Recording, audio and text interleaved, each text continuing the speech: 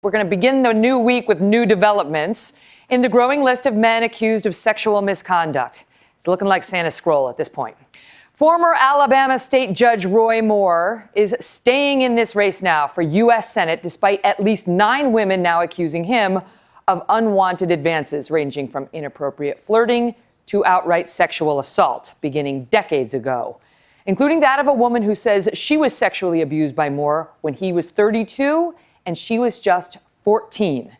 This morning, Savannah sat down with Lee Korfman for an exclusive interview, and she shared details about the second occasion Roy Moore invited her to his home. Watch. During the course of that, he removed my clothing. He left the room and came back in wearing his white underwear. And he touched me over my clothing, what was left of it. And he tried to get me to touch him as well.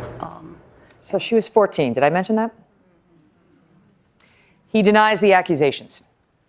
Meantime, Hollywood harassment has now gone criminal. A senior LAPD official telling NBC News the department is investigating, listen to this, almost 24 cases of alleged criminal sexual misconduct connected to multiple people within the entertainment industry. Think about that. The allegations range from misdemeanor sexual battery to felony rape. Just may I say, this is the same industry that has been lecturing to us at every awards show for years about morals and values. It seems some of the moralizing should have been directed at themselves before they lectured the rest of America on how they need to be living. Perhaps they could have focused more on people like Harvey Weinstein, not to mention Roman Polanski, and Kevin Spacey, who have been accused of criminal sexual assault. Spacey, as it turns out, now getting support from an unexpected and weird source, the former frontman for the Smiths, Morrissey. Did you hear about this? He gave an interview to the German publication Spiegel Online and said that Spacey was being needlessly attacked, suggesting that the 14-year-old boy who found himself in a room alone with Kevin Spacey, who came out first about this, now he's a grown man, he should have sensed what was going to happen. What's happening in at least one of the cases against Kevin Spacey is an alleged victim has filed a police report. And here is an update on that. Watch. As soon as this is over, Heather Unruh is no stranger to being in front of a camera. Tonight at 7, he's talking about... She was a news anchor at WCVB, a local Boston station, for more than 15 years. And you cannot help but feel very deep compassion. But for nearly 2 weeks, Unruh has found herself answering questions instead of asking them, after accusing Kevin Spacey of sexually assaulting her son. To Kevin Spacey, I want to say this. Shame on you for what you did to my son.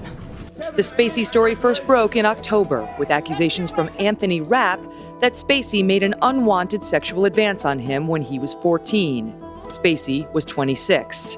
Unruh is especially angry that Spacey chose that moment to come out as gay, seemingly as a defense of his actions. Unruh says in July of 2016, Spacey bought drinks for her then 18-year-old son at the Club Car restaurant in Nantucket. Her son told Spacey he was old enough to drink. She says the two were talking after her son's shift as a busboy ended, but things took a shocking turn.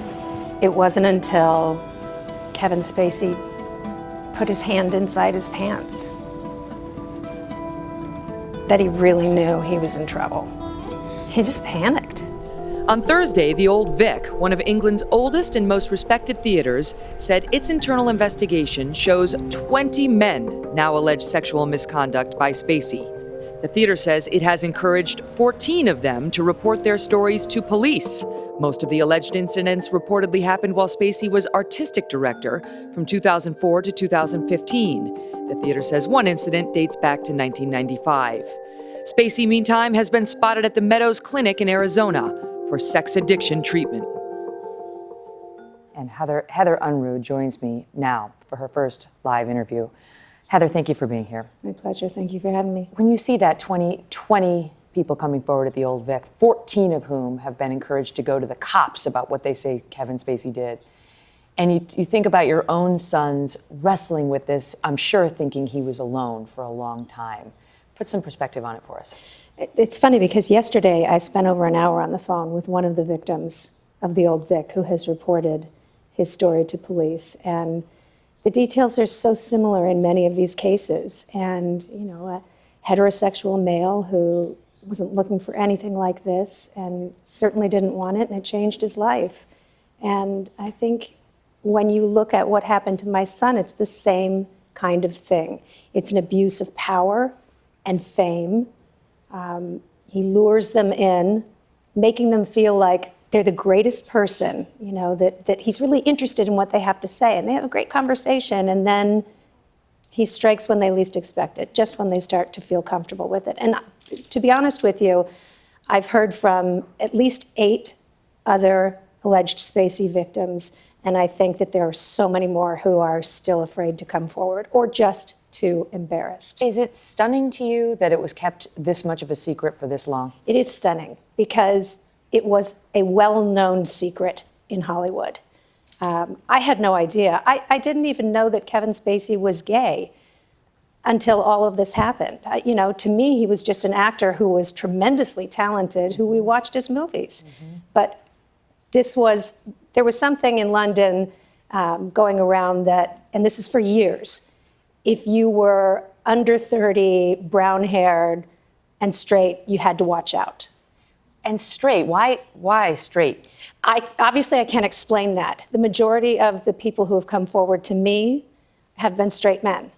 One of them described Spacey as being on the hunt, that it was a hunt for him. Can you help us understand, Heather, because you told your son's story in such emotional but strong terms, and he was whining and dining him, and you could do that. You could use your fame to bedazzle some young kid pretty easily in a bar if you're Kevin Spacey. Yeah.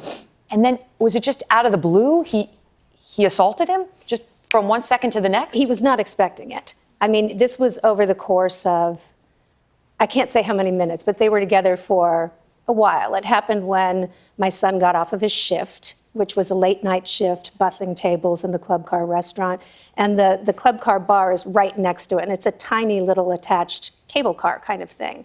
And just as my son got off work, he was introduced to Kevin Spacey. He was thrilled, thinking this has got to be the greatest night of my life. And, they talked for a long time. They sang together at the piano. And then, out of nowhere, Kevin violated him. Mm-hmm. And not just once. Repeatedly? Mm-hmm.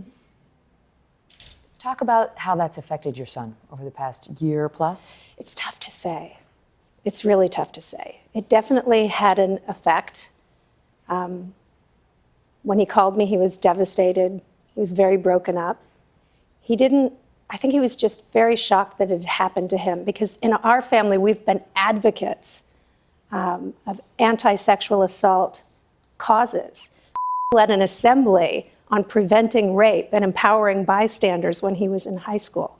And so for this to have happened to him, he really didn't understand it. Mm-hmm. Should this guy be in jail? Yes. Do you think he's going to wind up there? I think he's run out of using his celebrity. So I think we're not going to stop until he pleads guilty. And I know that you filed a police report. Your son has filed a police report. Yes. In Nantucket. And you're limited to what you can say because there's a criminal investigation underway. But is there evidence that would back up your son's story? There is evidence. I'm not able to, because there's an ongoing police criminal investigation, I'm not able to talk about what that evidence is. Mm-hmm. But there is evidence, and there are witnesses. Do you think he could face arrest in London, where the old Vic Theatre is?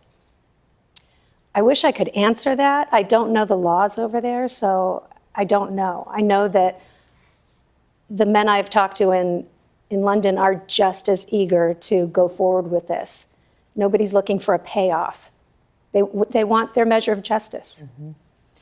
Last question. I know you've gotten they're getting trolled by some people online. Yeah. There is no limit to the online bullying in 2017 America. There's no limit to it. I mean, it's so disheartening. But it's disgusting. But have you also received support? I mean, on balance, describe whether you think this was worth it so far. I would think it was worth it even if we had been bullied more than we have been. But it's been hard to take. My son doesn't see it much because he's in that university bubble. He's in college. I see it every day. But would it deter me from coming forward again with it? Absolutely not, because until we call these people out for the victim shaming and blaming that they do, we're never going to see change for everyone else. I think it was Winston Churchill who said something to the effect of, "You've got enemies, good. It means you stood for something once in your life." So. That's right. And the lion's share has been support. Good. Overwhelmingly, for every one nasty comment we get at least 100. Thank you. Thank you for giving a voice to the voiceless. Absolutely. Thank you for being here today. All the best to you and your family. Heather Unruh. Hello, Today fans. Thanks for checking out our YouTube channel. Subscribe by clicking that button down there and click on any of the videos over here to watch the latest interviews, show highlights, and digital exclusives.